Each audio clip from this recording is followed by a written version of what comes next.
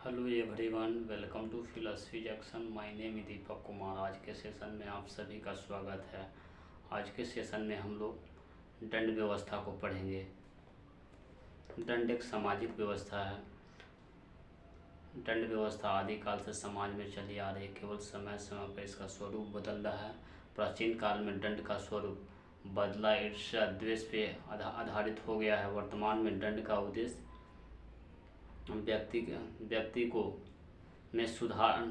को सामाजिक, राजनीतिक एवं आर्थिक जीवन में सुधार का मौका देना है कि अधिक से अधिक सुधार देना चाहिए कि कोई अपराध करने वाला व्यक्ति भी कोई बाहर से नहीं आता है, सामाजिक प्रताड़ना का शिकार होकर के अपराध में कदम रखता है, इसलिए उसमें सुधार की मौका देना चाहिए। दंड का प्रयोग मुख्य रूप से सामाजिक, आर्थिक, राजनीतिक एवं दैनिक जीवन में किया जा सकता है। दंड वह विद्या है जो समाज के विरुद्ध अनैतिक करने से,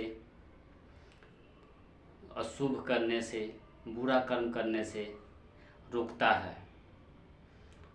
दंड समाज के विरुद्ध अनैतिक, राजनीतिक, सामाजिक प्रताड़ना एवं यातना दंड कहलाती है।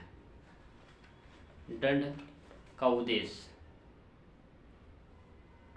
दो है, एक में है नकारात्मक पक्ष और दो में है सकारात्मक पक्ष।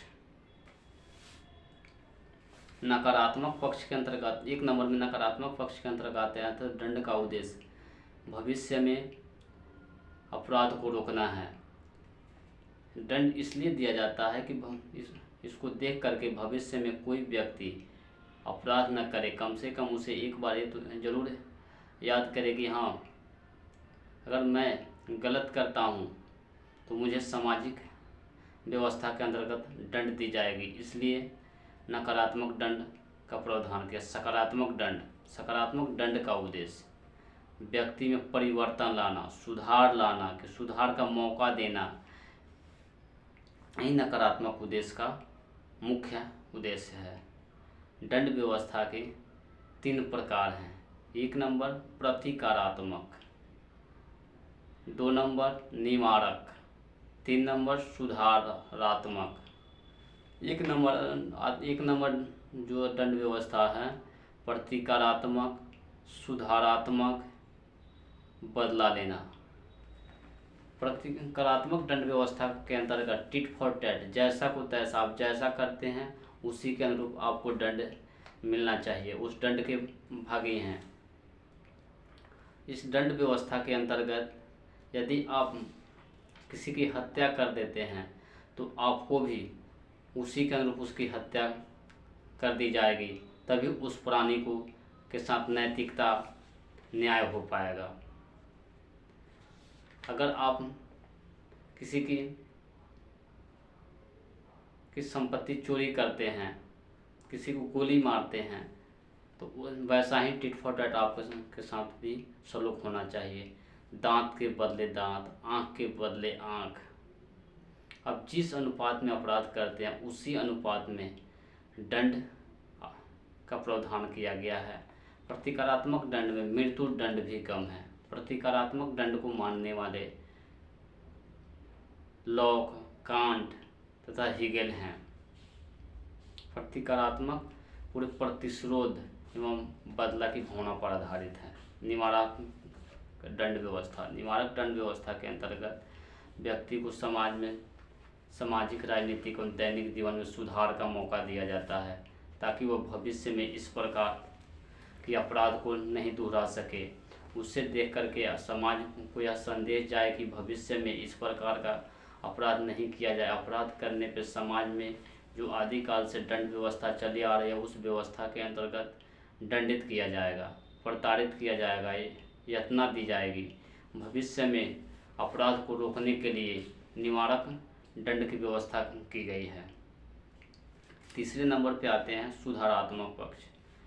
दंड एक सामाजिक विधान है जो आदिकाल से चली आ रही है, परंतु इसका समय समय पर स्वरूप बदलता जा रहा है।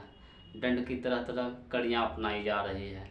अपराधी भी कोई बाहर से नहीं आता, वो भी एक सामाजिक प्राणी है। सामाजिक प्राणी होते हुए सामाजिक प्राणी का दायित्व तो बनता है कि उसमें सुधार का मौका दिया जाए, उसे अगर मृत्यु दंड दे दी जाए तो उसे अपराध में सुधार करने का मौका नहीं मिलेगा। उसमें सुधार के मौका देने के लिए उसे एक मौका दिया जाए जिससे वो अपने अपराध में सुधार करे।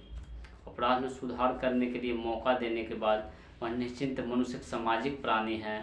निश्चिंत वो अपने एक बार मौका मिलने के बाद वो अपने दैनिक जीवन में सुधार करेगा और अपने जीवन मार्ग को प्रशस्त करेगा। जैसा कि अंगुलीमाल एक बहुत ही घनघोर डाकू था।